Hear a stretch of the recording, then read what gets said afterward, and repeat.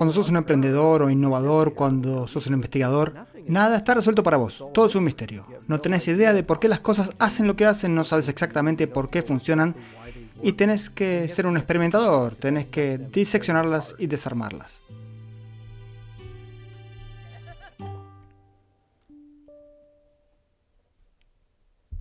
Hola, soy Seira Yan y esto es Humans by Socius, donde vamos más allá de los titulares para descubrir las historias profundamente humanas de los agentes de cambio.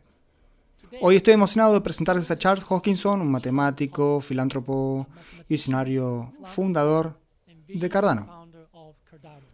Como una de las figuras más influyentes en el espacio blockchain, Charles combina experiencia técnica con una visión de usar blockchain para generar impacto social y un cambio sistémico. Grabamos esta conversación íntima en persona en Tokio.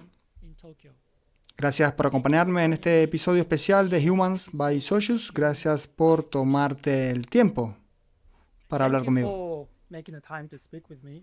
Siempre es bueno verte, Seira. Japón es un lugar maravilloso y este es un momento maravilloso para estar aquí.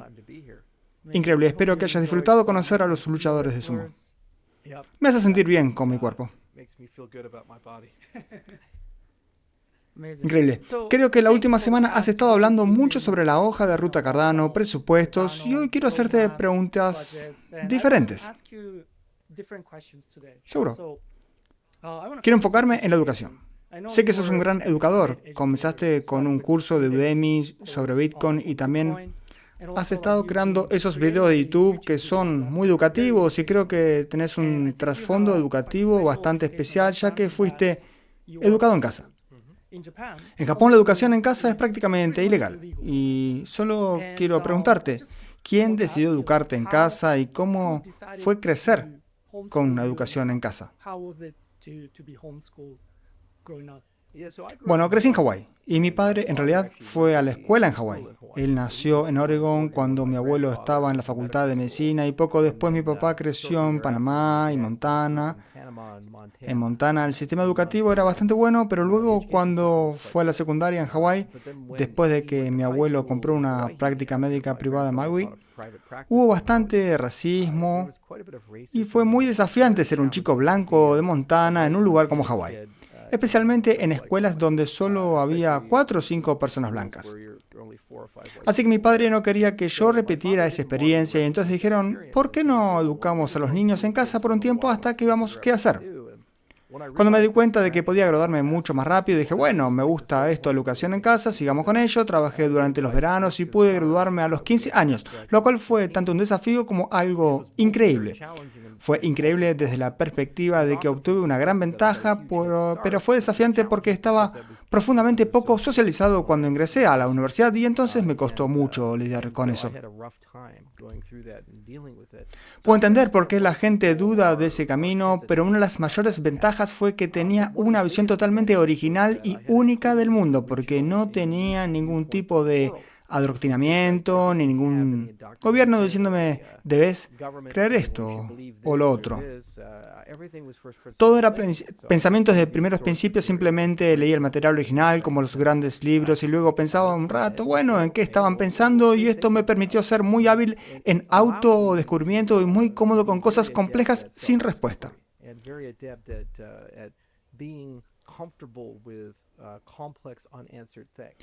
Cuando vas a un sistema educativo estándar, todo está preempaquetado. Te dan todo con cucharas, son cajas que te dicen vas a aprender historia y aquí están las respuestas correctas y las incorrectas. Pero cuando sos emprendedor o innovador o investigador, nada está respondido para vos, todo es un misterio, no tenés idea de por qué las cosas hacen lo que hacen, no sabes exactamente por qué funcionan y tenés que ser un experimentador, tenés que diseccionarlas y desarmarlas. Por ejemplo, mirás a los mercados cripto.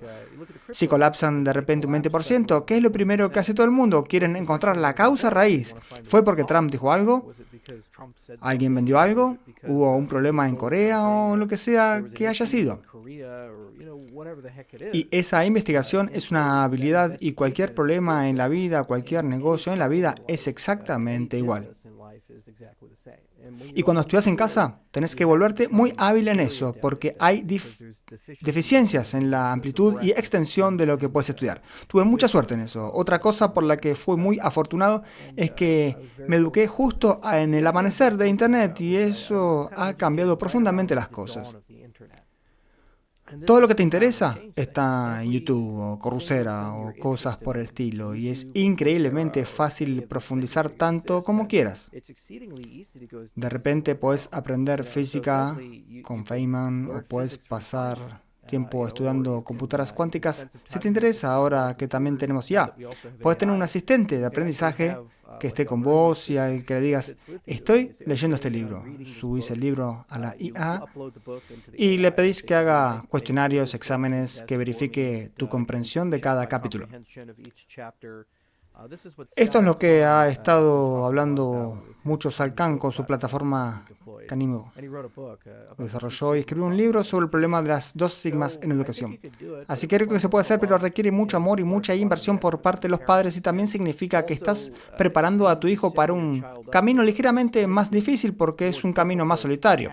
Pero también lo estás preparando para estar en la clase de liderazgo en lugar de la clase seguidora. Las habilidades necesarias para liderar personas. Increíble. Y entonces estudiaste en casa hasta los 15 años. ¿Cómo era eso en el día a día? ¿Estudiabas con tus hermanos? Solo mi hermano, tengo un hermano mayor. Él se convirtió en médico y yo fui el matemático fracasado, aunque me fue bien. Y sí, estudiamos juntos. Teníamos materiales por correspondencia, como matemáticas Saxon y otras cosas así. Leíamos nuestras lecciones y mi mamá se encargaba principalmente. Y mi papá de todo lo que era STEAM, porque era médico. Y nos entrenaba. Y tratábamos de aprender por experiencia, viajábamos mucho, fuimos a muchos lugares, leímos muchos libros. Disfruté los grandes libros y me encantaba la historia y las biografías. Una de mis cosas favoritas de niño era leer sobre grandes personas. Algunos de mis autores favoritos, ya de adultos, son personas como Ron Chernow. Por ejemplo, él escribe estas biografías larguísimas sobre Grant, Washington, Hamilton, etc. Son como de 1000 páginas y profundamente documentadas y le toma 10 años escribir cada libro. Así que toma tiempo leerlos, pero hay una riqueza en ellos porque descubrís que toda persona que logró algo significativo en la vida enfrentó dificultades. Y estudiar esas dificultades, cómo las enfrentaron, cómo las superaron. Por ejemplo, el hombre más rico del mundo, Rockefeller, y su padre, William Avery Rockefeller, era un charlatán. Era un vendedor de aceite de serpiente, viajaba de pueblo en pueblo, estafando gente y vendiendo medicina falsa, y cuando lo atraparon, simplemente abandonó a su familia, se buscó otra y se casó con otra mujer. Así que puedes imaginarte la infancia de Rockefeller soportando todo esto y eso le dejó un sentido profundo de inestabilidad. Por eso, cada cosa que hacía era patológicamente para proteger a su familia y estabilizar las cosas. Esa psicología le sirvió mucho cuando entró al incierto mundo del negocio del petróleo y el gas y pudo hacer crecer Standard Oil desde 1870, desde una empresa emergente hasta convertirse en la empresa más grande de Estados Unidos y ser multimillonario para 1890, controlando más del 90% del mercado. Ver eso en muchos grandes hombres, todos tenían algo en su infancia. Lo mismo para Abraham Lincoln, por ejemplo, nació en 1809 y para 1818 su madre murió por beber leche envenenada. Las vacas comieron ciertos arbustos, la leche se echó a perder y su madre murió. Se llamaba Milk Sick. Y tuvo un efecto profundo en él y generó una autosuficiencia que necesitó para convertirse en presidente y lograr todo el éxito que obtuvo. Wow. Y hablas de las dificultades de estas personas exitosas y para vos, ¿cuáles fueron algunas de las dificultades que enfrentaste cuando crecías, tal vez hasta los 15 años? Tuve una infancia mayormente protegida. Mi madre era muy protectora, así que no tuve que soportar pobreza ni estar sin hogar. Ya sabes, todo político quiere hacerte creer que crecieron en una cabaña que construyeron con sus propias manos o algo así. Pero de ninguna manera fuimos pobres ni tuvimos muchas dificultades. Creo que el problema fue que había una burbuja muy cómoda y salir de esa burbuja fue un desafío para mí. Tomó bastante tiempo superarlo. Todos lo hacemos a nuestra manera. El reto es que cuando tenés una red social muy pequeña y muy unida, te gusta construir relaciones profundas con la gente y comprenderlos a fondo. Y te dan el beneficio de la duda. Pero es increíblemente difícil cuando salís de esa zona de confort y entras al mundo actual de las criptomonedas, donde tengo 1 millón de seguidores en Twitter, soy una figura pública, porque rara vez tengo la oportunidad de tener una relación profunda con alguien, incluso con personas que me agradan y a quienes les agrado. Hay una superficialidad. Pasar de un entorno profundo a uno superficial es un cambio increíblemente difícil porque la gente no te da el beneficio de la duda. Piensan que te tienen completamente descifrado y te critican de formas extrañas y bizarras y atacan tus intenciones. Entonces pensás, si tan solo tuviera más tiempo, podría ganarme a estas personas. Si me esforzara más, si me comunicara mejor, tal vez tendrían otra perspectiva. Y hay este deseo de agradar, pero no puedes agradar a todo el mundo cuando estás en una escala de 1 millón o 10 millones de personas. No se puede, no es posible. Podrías pasar cada momento de tu vida luchando y luchando y aunque convencieras a 50.000 personas, que es muchísimo, solo es el 5%. ¿Qué haces con el otro 95%? Tenés que desarrollar un coraje interno para ser rechazado y eso es muy difícil desde la perspectiva de la educación en casa, porque cuando pasás por la secundaria normal te golpean, te critican y todas estas cosas y no tenés esa misma piel, tenés una piel diferente. Así que eso fue un gran desafío de adaptación para mí y me tomó algo de tiempo poder navegarlo. Entonces a los 15 años o 16 años entraste a la universidad, fue la primera vez que estuviste en ese tipo de entorno social. ¿Cuál fue tu periodo de adaptación? Bueno, tuve suerte de que empecé en una universidad comunitaria, así que en Estados Unidos tenemos Junior College, luego College completo, así que es una universidad de 2 años y estuve ahí desde más o menos 15 hasta los 18, me gradué con una S. Y era un estudiante perfecto, con promedio 4.0 y, ¿sabes? Fue muy fácil para mí. Pero todos los otros estudiantes tenían 30 años, así que yo tenía 15 años y ellos 30. Por eso es que me gusta el rock de los 70 y los 80. Porque todo su marco de referencia cultural en 2004 venía de principios de los 90 y finales de los 80 y algunos incluso los 70. Así que cuando pasás el rato con todo, simplemente absorbes esa cultura. Y Hawái también estaba como atrapado en una cápsula de tiempo, así que todo en Hawái estaba como 15 o 20 años en el pasado. De hecho, si vas a Maui hoy, todavía está el Fan Factory cerca de Kihei y todos esos otros lugares a los que yo iba de niño cuando tenía como 5 años. Y ahora tengo 37, así como, wow, ¿cómo sobreviven en estos lugares? Pero ese fue un pequeño desafío, ¿sabes? Adaptarme y encajar con ese grupo y tratar de crear un marco de referencia, porque incluso si sos muy fuerte intelectualmente, socialmente no estás ahí, especialmente si fuiste educado en casa. Así que me tomó algo de tiempo adaptarme. El otro problema es que no sabía qué quería hacer cuando creciera. Tenía una enorme presión familiar y, ¿sabes? Esto se siente mucho en las culturas asiáticas. Es como tu padre es médico, tu abuelo es médico, tu tío es médico. Es como, ¿cuándo Charles se va a convertir en médico? Entonces empecé a hacer algunas cosas de medicina, me certifiqué como técnico de farmacia y también hice cosas de MT y otras cosas. Aprendí mucho sobre medicina y me gustaba la medicina como campo. Pero era desafiante porque yo era una persona de sistemas. Y dije, ¿sabes? Si te convertís en un muy buen médico, pasás toda tu vida y tal vez el mejor resultado es que salves 1.000 vidas. 2.000 vidas. Si es una estrella de rock, 5.000 vidas. Pero un médico no puede influir en la vida de millones o decenas de millones de personas. Luego me interesé en las matemáticas y pasé bastante tiempo ahí, especialmente después de graduarme de Front Range. Pensé en Metro, ahí fue mi hermano, tuvo su título en psicología, eventualmente se convirtió en enfermero y después en médico, así que fue a Regis y luego a Rocky Vista. Metro no era el entorno académico adecuado para alguien como yo.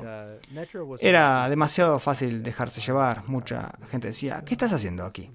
Así que me transferí a CU Boulder. Estuve ahí y, ¿sabes? Era lo suficientemente inteligente como para estar en un programa combinado de licenciatura y maestría, así que podía tomar cursos de matemáticas de posgrado y de pregrado al mismo tiempo. Y tomé topología, ecuaciones diferenciales parciales y todos estos cursos avanzados de álgebra y criptografía y aprendí una enorme cantidad sobre la ciencia rigurosa de las cosas.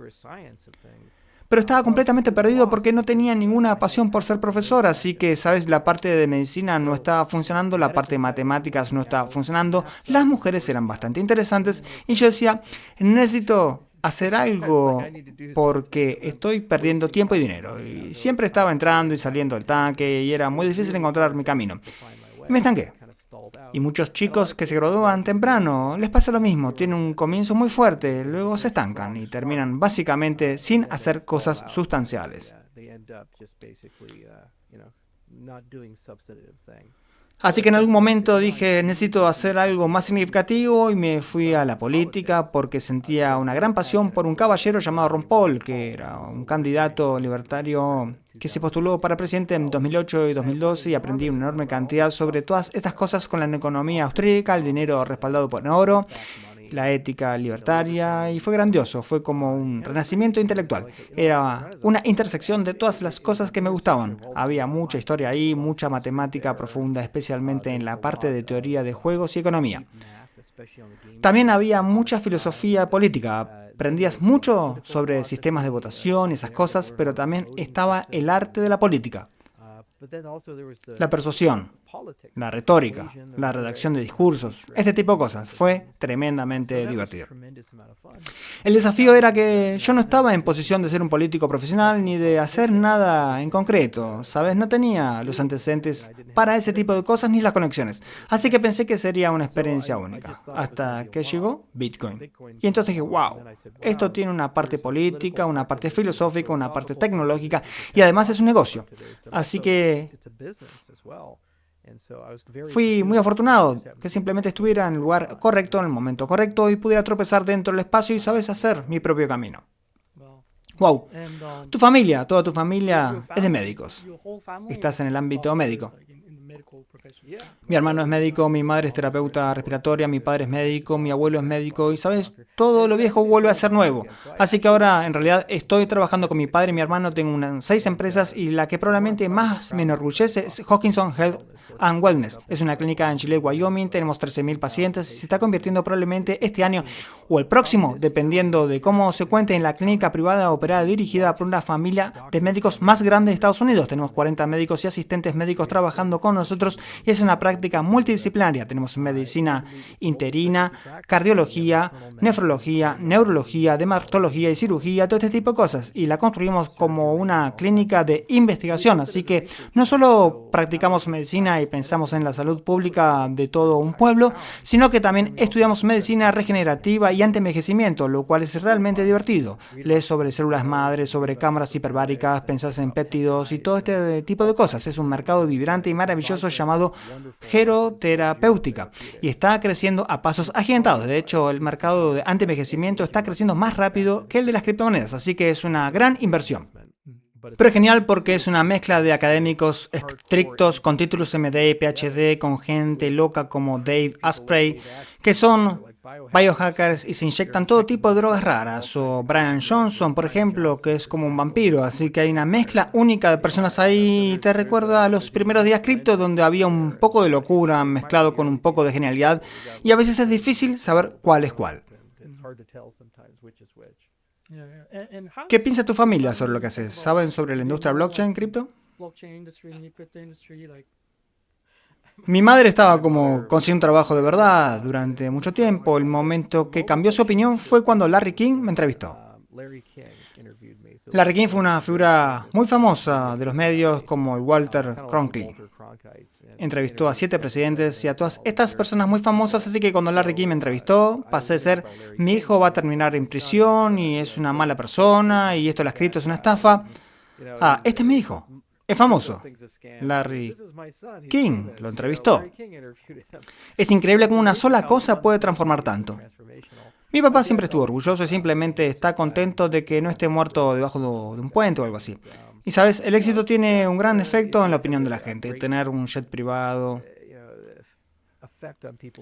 un gran rancho y esas cosas hace que la gente diga, quizás sí hay algo en eso de las cripto. A Charles le fue bien. Pero, ¿sabes? Lo divertido ha sido que he podido mantener una buena estabilidad con mi familia cuando la gente se vuelve muy rica y poderosa.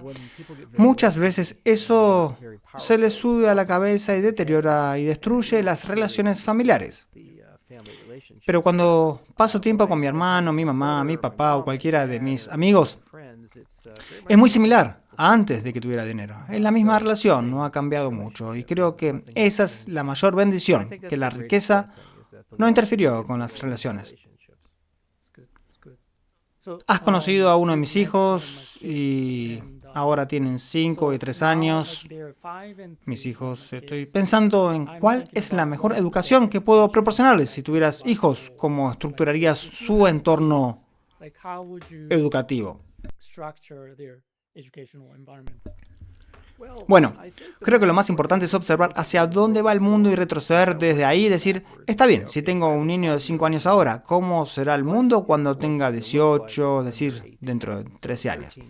Entonces puede que tengamos o no una computadora cuántica, pero estaremos bastante cerca, la inteligencia artificial va a ser omnipresente, es como observar el iPhone y luego mirar desde 2007 hasta 2020, los teléfonos celulares se volvieron omnipresentes y se integraron en cada parte de la vida, así que la IA va a estar integrada en cada parte de tu vida y lo que ha pasado es que ahora el péndulo está oscilando de vuelta.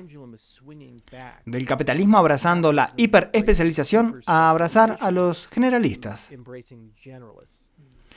la Edad Media, en los inicios del Renacimiento, se recompensaba ser un generalista. Y si observabas a todos los grandes pensadores como Da Vinci o cualquier científico como Leibniz o así, eran maestros de todos los campos de la ciencia.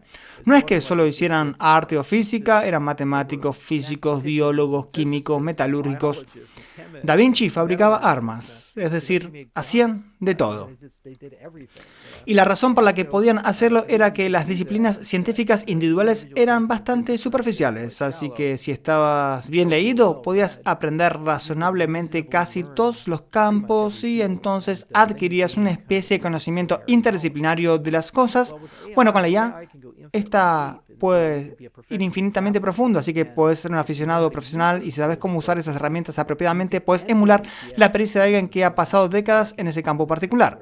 Un gran ejemplo es que, como estudié matemáticas, puedo leer artículos de matemáticas y puedo de forma razonable moverme entre temas más avanzados, pero no puedo escribir los artículos más avanzados. No puedo sentarme y escribir un artículo a nivel doctorado en teoría analítica de números, pero al menos puedo leerlos. Con la IA puedo escribir un artículo y puede ensamblar todas esas piezas y puede ayudar a desafiarte y estamos justo en ese nivel en el que dentro de 1 o 2 generaciones no solo podría escribir un artículo a la par del mejor en el campo, porque tengo esa mejora ahí. Pero no es solo matemáticas, podríamos hacer lo mismo en informática, metalúrgica o cualquier campo científico que sea. Entonces, cuando pensás en la educación de un niño, tenés que decir, está bien, ¿qué tengo que hacer para que se sienta cómodo mejorándose a sí mismo? Y cómo inculcás en ese niño una curiosidad que lo lleve a querer explorar, a hacer preguntas y a diseccionar cosas. Soy un gran fanático de la educación de hacer. Comprarles una Raspberry Pi o conseguirles una impresora 3D y darles rompecabezas para resolver. También es muy importante la mezcla de lo digital con lo físico. Muchos niños no saben nada de jardinería, no saben nada del mundo natural y no entienden que el mundo que los rodea es maleable. Todo se puede diseccionar, desmontar y uno tiene cierto poder sobre ello. Es algo extraordinario cuando enseñas a los niños a cultivar un jardín. Un amigo mío, Kimball Musk, tiene una organización sin fines de lucro en Colorado y construye estos jardines modulares y va por todos los sistemas escolares de Colorado y crea jardines ahí y enseña a los niños cómo hacerlo. Y a menudo, cuando hablan con los niños, les preguntan cuál fue la parte más significativa de su educación. No fue la clase de matemáticas, ni la química, ni el baile de graduación, ni nada de eso. Fue aprender a cultivar un jardín. Así que eso es algo importante. Aprender a sobrevivir al aire libre también es algo muy poderoso. Hay varios programas de entrenamiento en Estados Unidos y estoy seguro de que también hay en Japón. Que literalmente te sacan por 1 o 2 semanas y aprendes a hacer fuego, refugio y este tipo de cosas a medida que creces y llegas a la adolescencia. Ese poder sobre tu capacidad para sobrevivir en el entorno natural es muy potente. porque te da un valor interno que dice, estoy luchando y sé que tengo los recursos internos para superar esta lucha.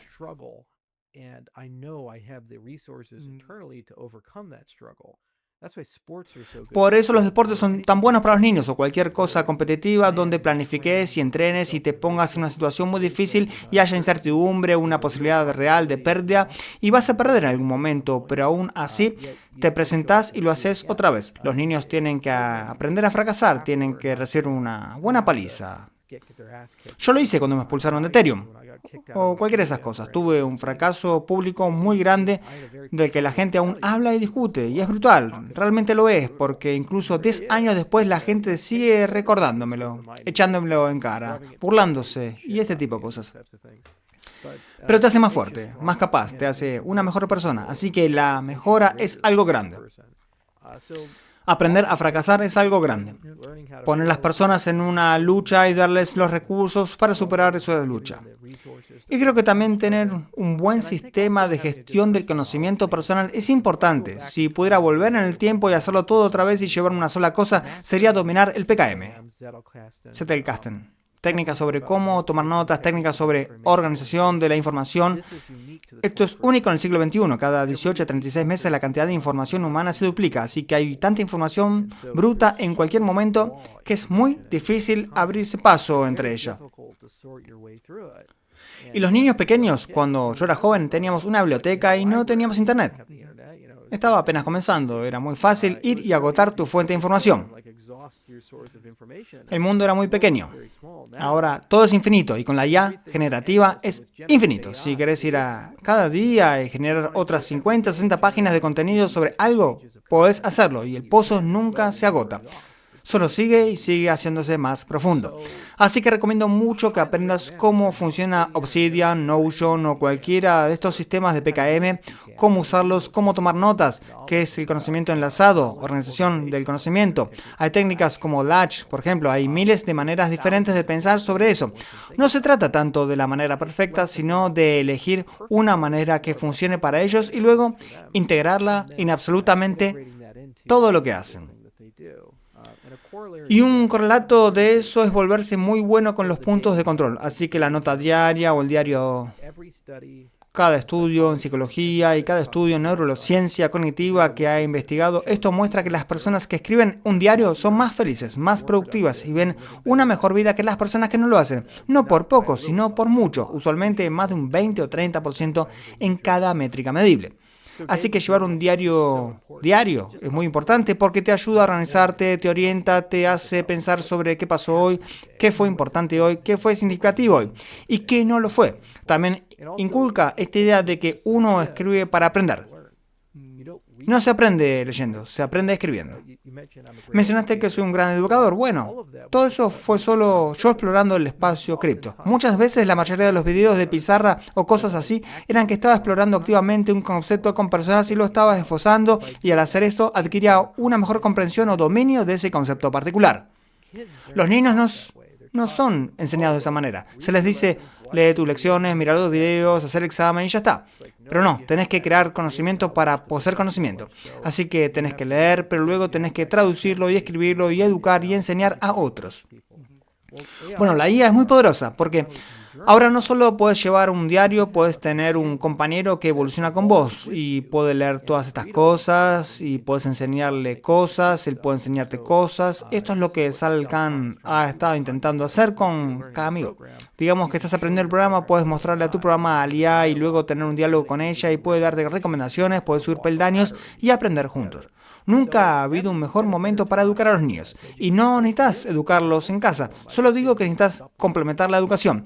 Así que cuando lleguen a casa, decirles, está bien, te han dado un paquete y entiendo que tenés que hacerlo. Es el contrato social de mi país. Y deslizás ese paquete a un lado. Pero del otro lado está el para ser una persona completamente realizada, tenés que aprender las habilidades para superar, tenés que aprender PKM, tenés que aprender la mejora humana y todas estas otras cosas. Y si haces estas cosas, sin importar lo que hagan en la vida, van a ser felices, productivos, confiados, encontrarán su camino y llegarán. Y en general, no seas demasiado duro con vos mismo. No importa lo que hagas como padre, siempre vas a estropear algo.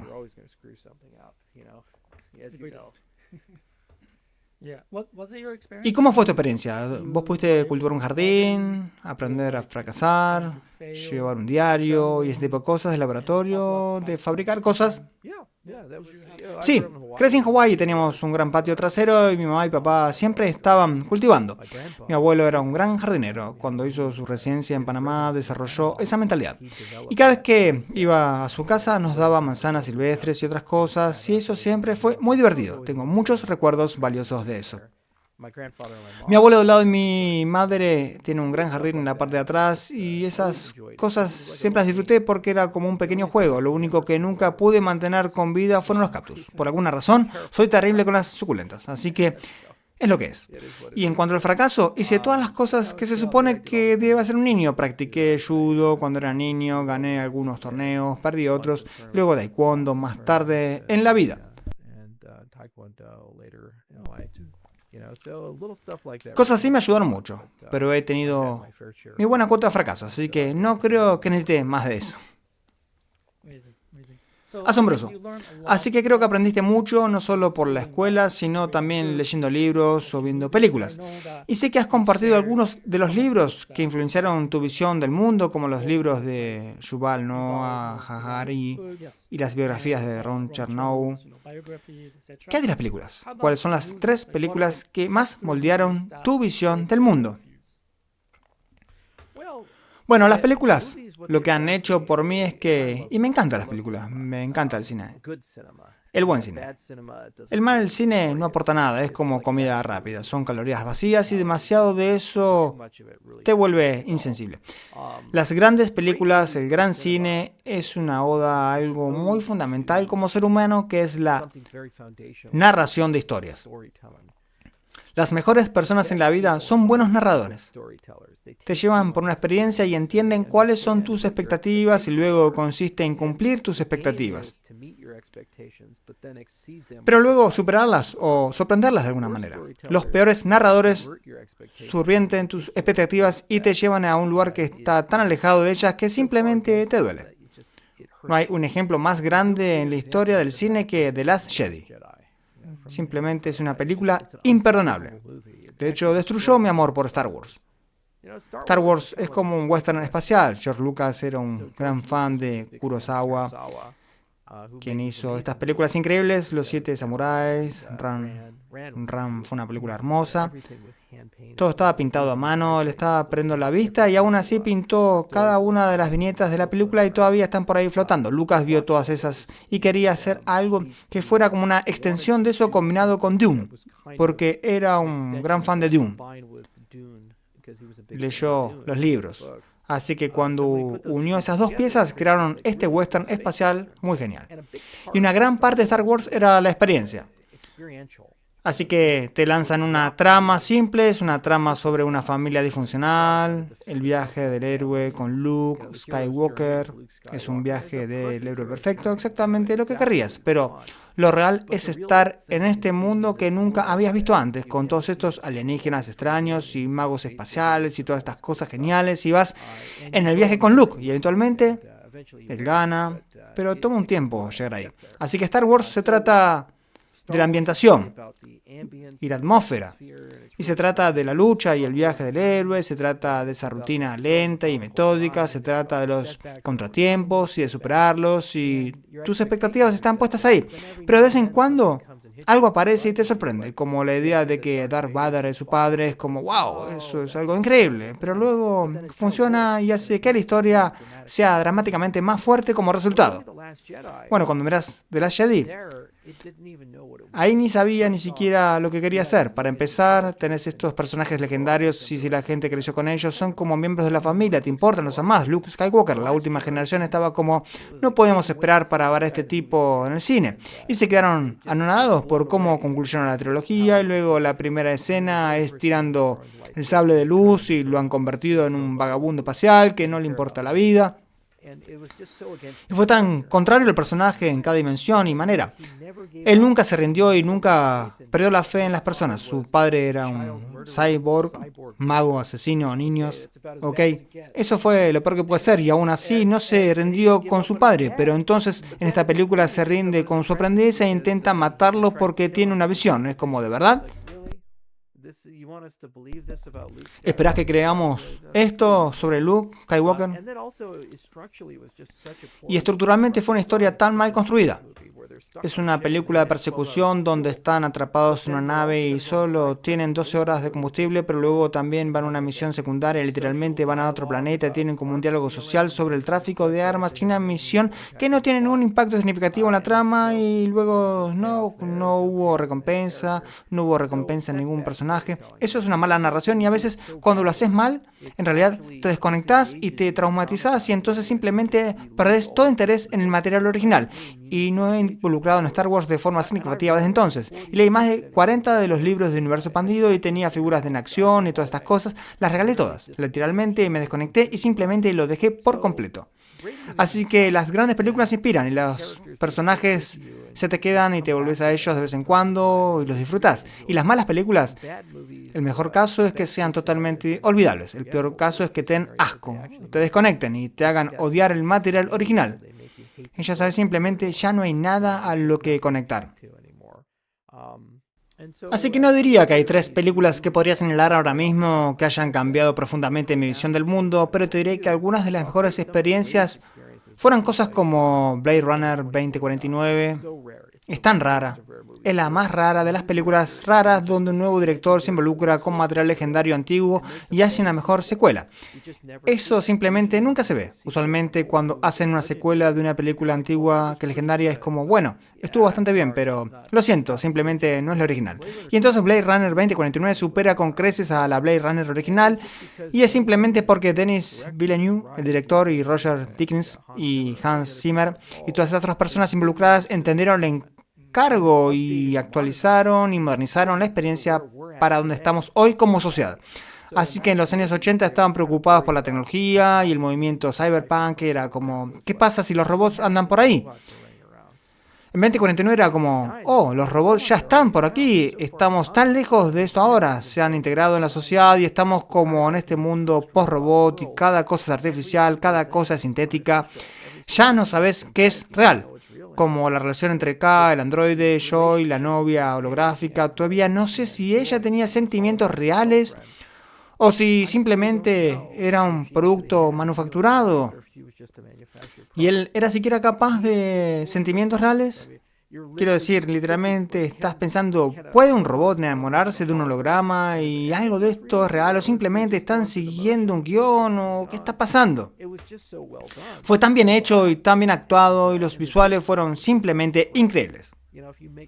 ¿Sabes? Si haces cine, vivís por esos momentos raros, como cuando están en Las Vegas y es un infierno post-apocalíptico porque explotó un arma nuclear y todo está rojo y hay abejas en esa escena y tenés acá el androide caminando lentamente hacia la colmena y tenés esta convergencia perfecta de sonido y visual. Es simplemente rica y densa. No he visto nada así desde 2001, Odisea del Espacio. Cosas así son simplemente tan raras en el cine. Poder entregar este tipo de experiencia cinematográfica a las personas.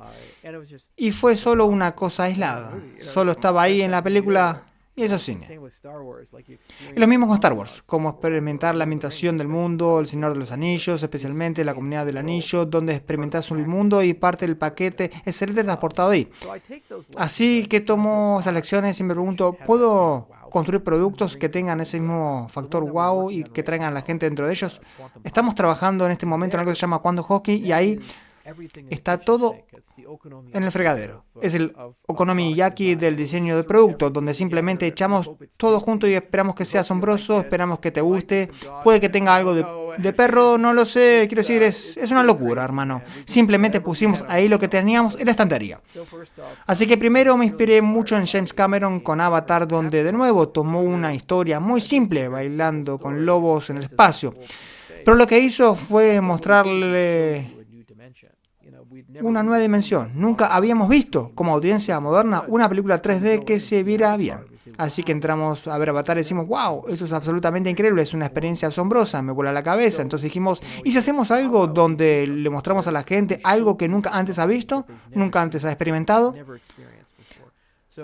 Así que estudiando matemáticas tenemos estas cosas geniales que podemos hacer, trucos, hipergeometrías, diferentes tipos de geometrías. Así que lo que vamos a hacer es crear un mundo hipervoxel. Los voxels son como una alternativa a los píxeles. Perdón, a los polígonos. Y son como estos pequeños cubos con los que puedes construir un juego de construcción al estilo Minecraft. Pero en lugar de ser tridimensional, en realidad tenés una dimensión espacial extra y lo haces un mundo en 4 dimensiones. Bueno, nadie ha visto jamás un mundo 4D. Nosotros los humanos no tenemos una concepción de eso. Normalmente tratamos la cuarta dimensión como tiempo y usamos esa coordenada extra para proyectar los cambios de X, Y y Z a través del tiempo. Pero ¿qué pasa si tenés W, una dimensión espacial como una dimensión vertical? Eso es algo para lo que la gente no tiene ninguna intuición, no tiene ninguna comprensión. Así que eso es Avatar, porque si podés lograrlo, has añadido otra dimensión espacial y le vuela la mente a la gente y dicen, wow, eso es genial. Pero si es un juego de construcción, no solo les mostrás algo, les permitís construir en un espacio de 4 dimensiones y la gente no tiene intuición sobre cómo construir en un espacio de 4 dimensiones, así que eso va a ser realmente divertido. Y luego el otro problema es cómo orientás a la gente y los guías por eso y les das algo de inspiración. Así que dije, hay otra cosa llamada civilización agentiva. Hay una empresa llamada Deltera que está trabajando en poner agentes de IA, en Minecraft y hacer que solo jueguen entre ellos sin humanos. Así que pusieron 1000 agentes de IA a jugar en Minecraft, crearon su propia religión, su propia cultura, su propia economía y todas estas cosas increíbles. Así que dije que sería genial tomar todos estos agentes y ponerlos en un mundo de 4 dimensiones y darles un trasfondo rico, profundo. Es casi como ver una colonia de hormigas o algo así. Así que hay un componente de creación, pero también hay un componente de simulación, lo llamamos SimCraft, y estamos uniendo estos dos componentes. Y luego dijimos, bueno, sigamos bajando por la madriguera del conejo, así que empezamos a combinar estas cosas como me encanta la meditación, las interfaces cerebro-computadora y este tipo de cosas. Así que dije, sería genial si pudieras crear un algoritmo de minería donde pudieras minar bloques en una criptomoneda con tu mente. Así que si puedes meditar, puedes hacerlo. Y resulta que puedes hacerlo. Tenemos un algoritmo llamado Mindscape para eso. Hemos estado trabajando en ello. Vamos a entrenarlo en el mundo del juego, pero una vez que lo haces, sabes que tienes una prueba de humanidad porque tiene un casco que muestra una onda cerebral humana única para cada persona, así que sabes qué es un bot y qué no lo es dentro del mundo del juego. Y luego dijimos que sería genial añadir lo que se llama una computadora de cerebro en placa. Así que tomas neuronas humanas, las cultivas en una placa y puedes conectarlas a una computadora, entrenarlas para jugar un juego. Hay una empresa llamada Cortical Labs que está trabajando en eso, así que vamos a conseguir algo de su equipo. Estamos juntando muchos de esos conceptos, geometrías exóticas y espacios de 4 dimensiones, minería con la mente, civilizaciones de IA y otras cosas en un mundo hiperoxal. Y será algo que la gente nunca ha experimentado o visto antes, así que eso es buen cine, es buena narrativa. Y lo genial es que entonces puedes empezar a imaginar qué conceptos existirán en un mundo así, qué filosofía existiría, qué cultura, qué religión. Y te metes en esa deep lore y haces todo tipo de cosas. ¿Y por qué criptomonedas? Bueno, quería tener algo que unificara a todas memecoins y el GameFi y crear algo donde en realidad beneficiaría a las memecoins. Así que el verdadero punto crucial que une todo es que la fabricación requeriría un token y a medida que se gasten tokens, parte de eso irá a una tesorería. La tesorería comprará automáticamente varias memecoins y luego puedo incrustar esas memecoins dentro de las criaturas del mundo del juego. Así que cuando interactúas o matas a las criaturas o haces cosas con ellas, puedes extraer el meme. Es el componente Player to Earn que puedes incorporar al mundo del juego. Así que va a ser muy divertido ver cómo podemos construir una tokenómica interesante dentro de un mundo como este, especialmente si integras la tokenómica como parte del cambio de la geometría del mundo, como pagar para colapsar el espacio de 4 dimensiones a espacio tridimensional para poder construir dentro de él, porque es difícil construir en espacios 4D. Me encanta este tipo de cosas, pero me encanta esa interdisciplinaridad donde tomas inspiración del cine, de las matemáticas, del arte, de la literatura, de la filosofía, como mucho del material para el que MacAsh hizo arte para estas cosas y simplemente unís esos conceptos y creas algo completamente nuevo y original que la gente nunca ha visto antes. Y lo genial es que en realidad no necesito tener jugadores para que sea interesante porque es una civilización de IA. No son conscientes de que hay jugadores ahí. Es como tener hormigas como mascota o algo así. Así que incluso si no es un éxito comercial, será un experimento mental interesante decir qué haría una civilización sintética si se la dejara a su suerte en un mundo de 4 dimensiones y podemos escribir artículos al respecto y observarlo colectivamente como grupo de personas. Así que creo que a mucha gente le gustará y se divertirá, y eso es algo que podemos llevar a Cardano e integrar a nuestro ecosistema. Estoy en el punto de mi carrera en el que quiero construir sobre Cardano y quiero crear cosas interesantes y atractivas. Y la esperanza es que si las hago bien, traerán millones de usuarios al ecosistema. Increíble, estoy súper emocionado.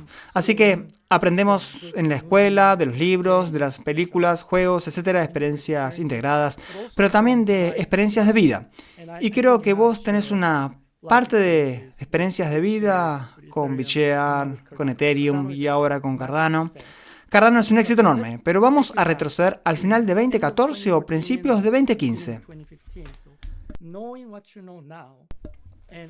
Sabiendo lo que sabes ahora, y creo que por esa época había un debate filosófico sobre si deberías crear un Google Crypto o un Mozilla Crypto, y luego construiste Cardano con éxito. Si pudieras regresar en el tiempo, ¿qué habrías hecho de manera diferente si tuvieras que construir Cardano desde cero de nuevo? ¿Qué harías distinto? La ironía es que tenía razón y me equivocaba al mismo tiempo. Es como una superposición de estar equivocado y tener razón. Mi argumento era que si no había un elemento con fin de lucro, no había camino para que Ethereum tuviera éxito. Y tenía razón. La fundación Ethereum es un fracaso. No funciona muy bien. Tienen problemas de liderazgo, Vitalik tiene que intervenir y arreglarlo. 7 de los 8 fundadores se han ido. Ya no están directamente conectados con el proyecto a nivel de la fundación Ethereum, así que nadie tenía incentivos para quedarse. La fundación recaudó 18 millones de dólares, pero después de lanzar Ethereum solo quedaban 500 mil dólares en el banco, así que estuvieron peligrosamente cerca de la bancarrota. Así que tenía razón desde esa perspectiva. Lo que no me di cuenta fue que Joe Lubin simplemente iba a salir y construir el brazo comercial de Ethereum y hacer lo que todos queríamos hacer, y lo hizo con Consensus. Lo sacó del estadio. John Lubin es uno de los grandes empresarios silenciosos de nuestro espacio. Es un tipo brillante y ejecutó bien. Y creó muchos proyectos derivados que fueron las bases de Ethereum. Y sembró cosas como la Ethereum Enterprise Alliance y esta percepción de inevitabilidad sobre la tecnología central de Ethereum. Así que el proyecto es tremendamente antifrágil y resistente gracias a esas cosas. Lo que habría hecho diferente con Cardano, creo que acertamos con los grandes elementos clave. UTXO extendido, Bluetooth, cómo pensamos sobre el desarrollo de aplicaciones, los canales de estado, Ouroboros, la gobernanza en cadena y el diseño de múltiples capas con Cardano SL y CL. Creo que todas estas cosas iban en la dirección correcta. Toda la industria se está moviendo en esa dirección. Ves a Vitalik diciendo, hombre, realmente necesitamos staking líquido no custodial. Es como, ¿de verdad? Ok. O UTXO es genial, ojalá lo tuviéramos. ¿En serio? Ok. Supongo que ahora están creando como un comité constitucional para Ethereum también. Así que, en cuanto a dirección, creo que tuvimos muchas ideas geniales. Donde tuvimos problemas fue en que yo no era un ingeniero profesional. Sobreestimé nuestra capacidad para escribir artículos académicos. Pensé que eso iba a ser lo difícil, hacer ciencia. Tenemos 168 científicos con los que trabajamos y hemos escrito 240 artículos. Somos muy buenos en eso. Así que sobreestimé lo difícil que iba a ser. En realidad fue mucho más fácil de lo que pensaba. Subestimé la complejidad de la ingeniería. Y esa es mi culpa. Si hubiera sido un ingeniero profesional, habría habido cosas obvias que habría hecho de manera muy diferente en la arquitectura de Cardano. Habría usado mucha tecnología estándar como gRPC, habría tenido una arquitectura orientada a los servicios, habría pensado mucho más en cómo se diseña el software moderno, muchos marcos estándar para las cosas, probablemente un lenguaje más estándar, aunque no por falta de intentarlo. Realmente quería usar un lenguaje híbrido, consideré F#, Scala, Clojure, pero no logré nada con ninguno. Ya fuera porque .NET no era de código abierto en ese momento, o Clojure no pudimos llegar a un acuerdo con Rich Hickey porque hablamos con su empresa, y con Scala estamos esperando que Scala 2 se actualizara a Scala 3. Siempre había una razón para no usar uno de estos lenguajes híbridos. Así que terminamos usando Haskell porque pensamos que solo estaríamos utilizando esa base de código durante 3 a 5 años. Asumimos eso. Haskell sería un lenguaje de transición perfecto de la ciencia a la producción. Y luego alrededor de 2025 reescribiríamos Cardano y tendríamos un entorno de múltiples clientes. El problema es que nos atacamos con muchas cosas y eso nos retrasó enormemente. Así que aunque teníamos la idea correcta y eventualmente llegamos a donde necesitamos ir, nos tomó años abrirnos camino a través de eso, y como que tuvimos que aprender cómo ser ingenieros profesionales en el camino. Y hubo muchas cosas que habrían mejorado nuestra calidad de vida en las que podríamos haber invertido antes. Lamento no haber comenzado con Mithril mucho más rápido y lamento no haber comenzado con Yoroi en lugar de Daedalus como punto de partida. ¿Sabes? Podríamos haber tenido fácilmente una billetera basada en navegador y haber empezado con un cliente ligero primero e integrado profundamente en el lado navegador y luego una ventana de tiempo en la que probablemente incluso podríamos haber creado algo como Brave y haberlo hecho en el centro del ecosistema porque conocíamos Rage Hickey y vemos más o menos lo que estaban haciendo. Y no creíamos que fuera posible tener el éxito que ellos tienen, pero llevamos tiempo hablando de modelos de publicidad desde que conocimos a Ned Scott en Steam y todas estas otras cosas. Y vimos cómo todo eso creció y podríamos haber entrado fácilmente en ese espacio y haberlo hecho. De hecho, con los recursos que gasté de mi propio bolsillo en Ethereum Classic, probablemente podría haber construido Brave. Así que es como, hombre, si tuviera una segunda oportunidad. Así que sí, probablemente habría usado un lenguaje diferente, habría tenido un enfoque distinto, habría invertido en pruebas mucho antes, como en el entorno Mithril, y lo habría acercado más al Ledger. Pero por otro lado, la forma en que elegimos hacer las cosas atrajo a una cultura muy particular, a un grupo de personas determinada. Así que tal vez no habríamos conseguido a todas esas personas. ¿Quién sabe? Creo que la mayor apuesta que no funcionó y que siempre me entristeció, y es una herida que nunca termina de sanar, fue el trabajo de compilación basado en semántica con el marco K. Cuando miramos a Yela y acá habíamos escrito un artículo, Bruno Palio lo hizo, donde hablaba de Chimeric Ledgers, donde queríamos combinar un modelo de cuentas al estilo Ethereum con el modelo UTXO extendido y lo logramos descifrar y la idea era que tendríamos UTXO extendido y un lenguaje de Turing incompleto con eso, como Marlowe, que sería muy simple, casi funcional, pero suficiente para toda la emisión de activos y transacciones financieras, súper rápido y fácil de optimizar, y luego tendríamos un lado con modelo de cuentas para contratos inteligentes complejos y ese estaría construido con K, y ELA sería la máquina virtual para eso y tendría una universalidad. Esa era la idea de la isla, el océano y el estanque. Y entonces teníamos esta idea de que cada vez que quisieras soportar un nuevo lenguaje de programación, escribirías las semánticas K de ese lenguaje y registrarías el lenguaje casi como una transacción. Y luego todo lo que tendría que hacer era ir a cada lenguaje de programación importante como Python, C++ y bla bla bla y escribir las semánticas en K. Es algo que haces una vez y de repente podés soportarlo y automáticamente actualiza todos los compiladores y todo eso.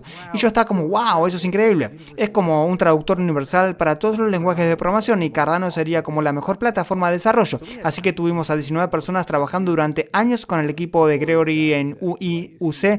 Es una empresa llamada Runtime Verification. Simplemente nunca lo logramos. Simplemente siempre estamos tan cerca.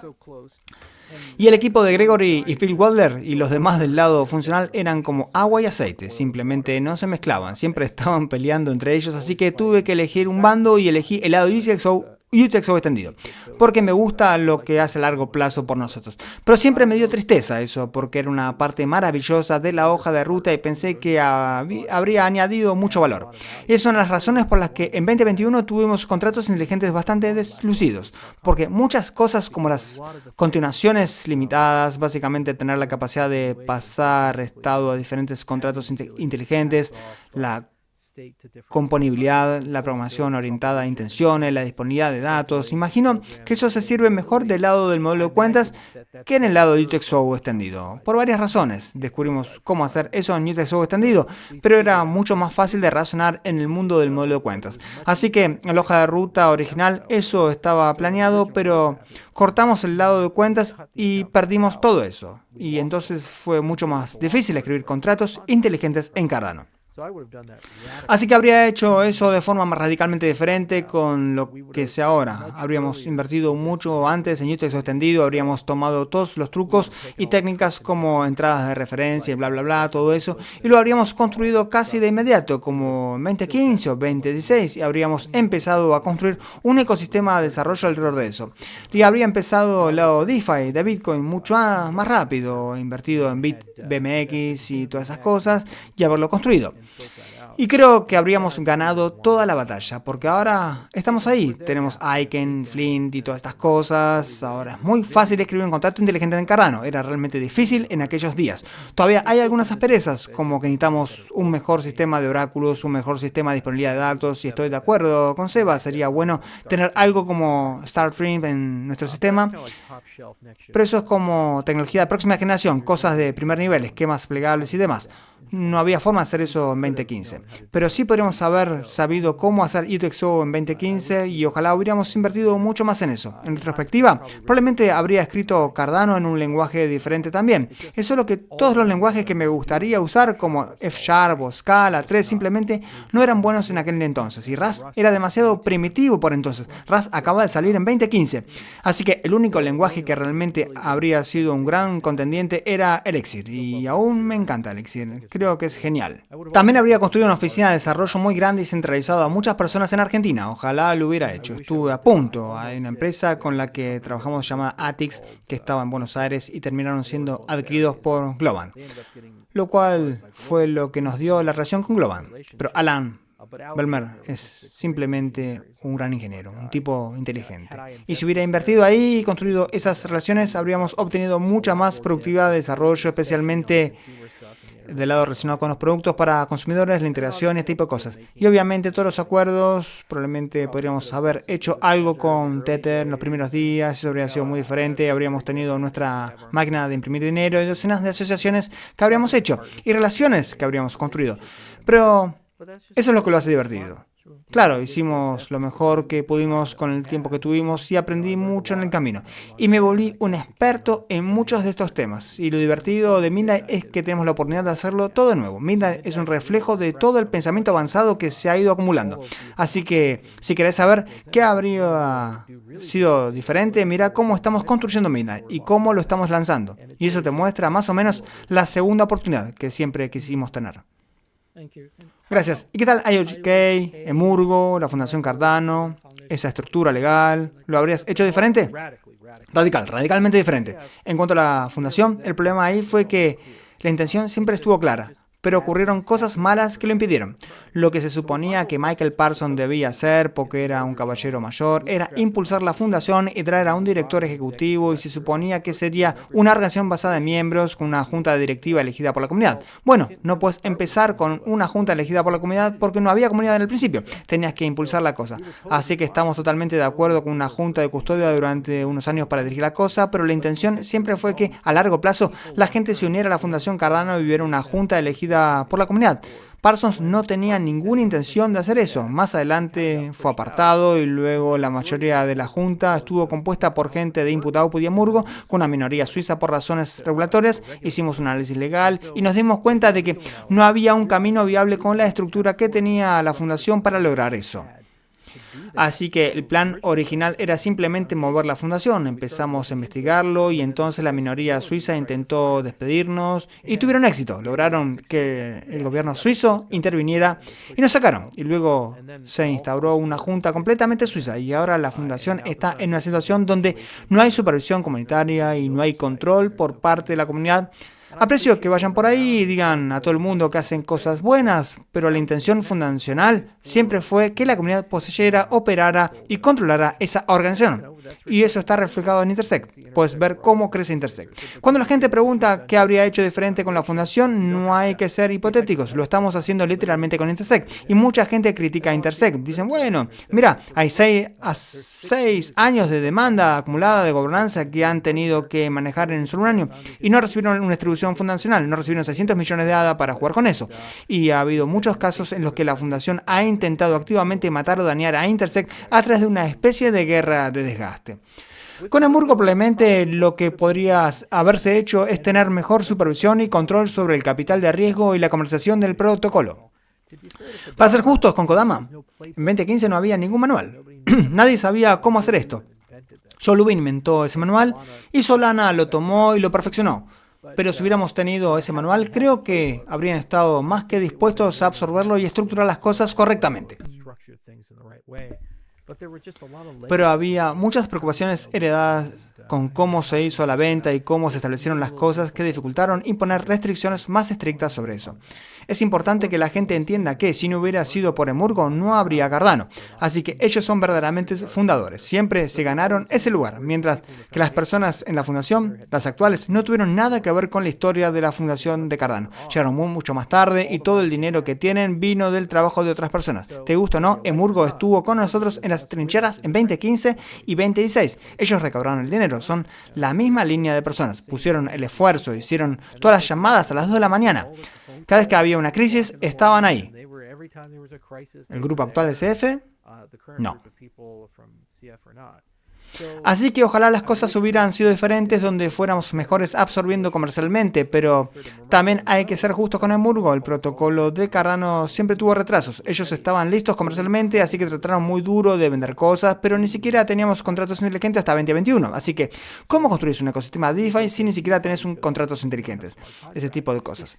Fueron valientes, se hicieron lo mejor que pudieron y con el tiempo que tenían. Pero yo era joven, el ecosistema era joven. Era una época diferente y las expectativas eran diferentes. Y considerando todo, creo que el hecho de que Cardano haya sobrevivido, prosperado y crecido como lo ha hecho, nos ha dado una gran base. Al final del día, tenemos un tesoro de $1.500 millones para que todos lo usen. Tenemos un gobierno en cadena, vos sos parte de él. Mucha gente lo es. Pequeña y grande. Tenemos una constitución, tenemos una hoja de ruta, tenemos un proceso presupuestario anual. Si tenés Bitcoin, no tenés eso. Si tenés Ether o Solana, no tenés eso. Pero nosotros sí. Y la tecnología es sólida. Ouroboros es excelente. UTXO extendido es excelente. El modelo de desarrollo es muy bueno. Conocemos nuestros problemas y sabemos cómo resolverlos en un periodo de tiempo finito. En 12, 24 meses la gran mayoría estarán completamente resueltos. Y todo lo demás, como marketing, crecimiento y comercialización, es cíclico. Así que si nos perdimos un ciclo, apesta. Estamos medio en tierra de nadie por 2 o 3 años, pero no vamos a ningún lado. No hay bancarrota. No es que la cadena vaya a volverse inútil y que toda esta gente diga, bueno, voy a desinstalar Daedalus ahora mismo y no volveré a ser un titular de Cardano jamás. Hay una lealtad, una perseverancia y una persistencia en Cardano que es legendaria. Nuestros oponentes dicen que es una secta. Yo digo que simplemente es una cultura y esa cultura es nuestra mayor fortaleza. Así que en resumen, creo que ha sido un gran éxito y sin duda he aprendido mucho. Y Midnight creo que va a reflejar muchas de esas lecciones. Y bueno, somos una parte permanente del ecosistema. Todavía tenemos 250 ingenieros, estamos trabajando arduamente en Leios, tenemos el grupo de innovación más grande del mundo en criptomonedas y la gran mayoría de los ciclos de este grupo se dedican a cosas relacionadas con Cardano. Cada producto que construyo es primero para Cardano y está conectado con el ecosistema de Cardano. Midnight traerá a 37 millones de personas al ecosistema Cardano si todos participan en el airdrop. Eso no es poca cosa. Es 10 veces la población que tenemos ahora mismo. Es un solo producto. Y cada año vamos a lanzar cosas como esa. Así que creo que tenemos buenas perspectivas y hemos mantenido la humildad para saber lo que no sabemos y también somos capaces de tener debates públicamente. Creo que ese es el último y más importante punto en todo esto. La mayoría de los ecosistemas tienen estas luchas, pero no son a puertas abiertas. Son a puertas cerradas y en privado. Nosotros tenemos el coraje y el mandato de ser abiertos sobre los problemas que tenemos. Y por eso somos más fuertes, porque creamos un entendimiento global sobre dónde estamos. Creo que Cardano es la más fuerte de las criptomonedas. Estoy totalmente de acuerdo y lo siento especialmente en Japón, donde tenemos una comunidad muy vibrante. Una última pregunta. Hace 4 o 5 años dijiste algo como: al burro no le importa si sos billonario o no. Te va a cagar exactamente de la misma manera. Me encanta esa frase y se me quedó grabada. ¿Hay alguna otra frase, ya sea tuya o de otros, que guíe tu filosofía o que represente tu filosofía sobre los negocios y la vida? Bueno, si miras a las personas que logran grandeza y no se vuelven locas, por lo general es porque tienen elementos que los mantienen con los pies en la tierra en su vida. Por ejemplo, si miras Osaka, el castillo de Osaka fue de Toyotomi Hideyoshi. Y él creció siendo pobre y llegó a ser un gran señor. Aún así, seguía recogiendo huevos de los gallineros, incluso cuando ya era esa gran figura. Tenés que tener funciones de regulación en tu vida. Si no, terminas como Elon Musk, donde llamás traidores a los astronautas y cosas así. Y estás quemando el imperio que construiste. Tenés 13 hijos con 5 mujeres diferentes y estás en espiral porque nos faltan los aduladores que se te pegan como rémoras a un tiburón para disfrutar de tu riqueza, poder y prestigio, pero que no contribuyen en nada, solo te quitan. Y si tenés demasiados de estos parásitos, perdés la perspectiva y la noción de la realidad. Lo bueno de la naturaleza es que la naturaleza no entiende lo que los humanos consideran importante. A los burros no les importa si sos billonario, les da igual. Te van a tratar igual que a cualquiera. Así que estar cerca de los animales tiene gran efecto sanador. De hecho, en las prisiones de Estados Unidos hemos hecho muchos experimentos dando gatos y perros a los presos y si observas la reincidencia, la violencia y otras cosas, casi todos muestran mejoras drásticas cuando tienen un animal. Porque el animal los conecta con la realidad y además es lo único en su vida que no los juzga. Cuando sos una mala persona y has hecho cosas terribles, tu perro no lo sabe, te ama como si fueras una persona normal.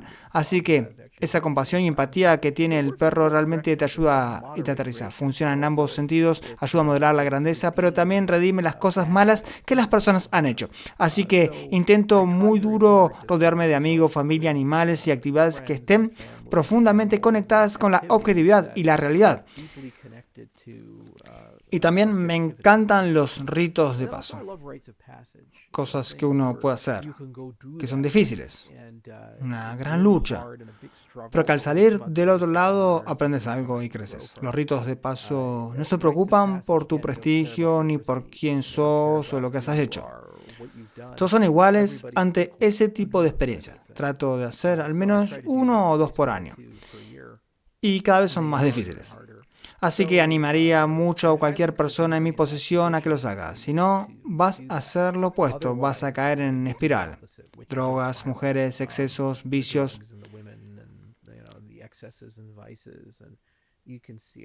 Lo puedes ver. Desafortunadamente he visto muchos de mis amigos caer por ese camino. Todos crecimos juntos en el mundo de las criptos. Llevo 15 años en esto y he visto a gente que empezó pobre como yo y se volvió billonaria como yo. Y muchos no lo han manejado bien. Han tenido divorcios terribles, han desarrollado problemas con el alcohol, adicciones, conductas criminales y toda clase de cosas. Algunos lo han manejado de otras formas, se han vuelto muy introspectivos, desconectados de la realidad, casi como ermitaños. Tienen una personalidad pública, pero por dentro están miserables. Y otros lo han manejado bien, siguen siendo básicamente la misma persona. Por ejemplo, si conoces a Jesse Powell de Kraken, es un tipo tranquilo, es exactamente igual. Probablemente vale como $15,000 millones o algo así, pero fue unos OG de los OG del mundo Bitcoin. Pero sigue siendo el mismo tipo que conocías hace 10 años y eso está bastante bien. Así que hay un poco de todo. Pero lo bueno es que podemos estar en contacto. Todos hablamos entre nosotros de vez en cuando y decimos, hey, ¿cómo estás? ¿En qué andás? También es una forma de desconectarse de las redes sociales. Tengo que encontrar una solución para esto. Las redes sociales son tóxicas. Veo en qué está más y pienso que el 90% de eso es estar en Twitter 24/7 y lo que eso le está haciendo a su mente. No es saludable y está disminuyendo a un gran nombre. Así que creo que tiene que haber una mejor forma de pensar y lidiar con eso. Quizás hagamos algunas adquisiciones estratégicas y cambios, donde pueda entregar mi cuenta de Twitter a algo un poco más productivo y enfocarme más profundamente en 2025. Gracias. Muchas gracias por tu tiempo y tu apertura. De verdad lo aprecio. Ha sido divertido, muy divertido.